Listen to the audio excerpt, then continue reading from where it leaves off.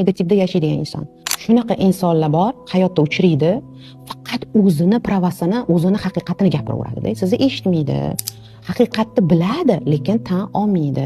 Faqatgina men haqman, men gapirishim kerak, meni eshitishinglar kerak, meni aytganim bo'lish kerak degan fikrda bo'ladi. Ular sog' insonlar, psixologik shizofreniya deydi.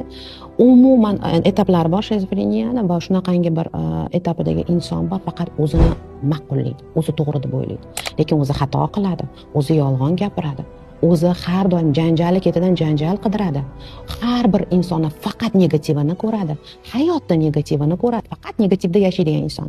U inson bilan bilasizmi qanaqa muomala qilishingiz kerak? Ignor. Jim bo'lishingiz kerak. Umuman javob berishingiz kerak emas. Sindiradi uni bu holatingiz. U bilan hech qachon o'chakishmang, sporlashmang. U bilan umuman yo'q, sen noto'g'ri gapirding, bunaqa emas, bunaqa demang. U mazza qiladi, nabarot. Siz unga qarata jim bo'lasiz, ignor qilasiz, javob bermaysiz, yozmaysiz, jim bo'lasiz. Ana bu uni sindiradi.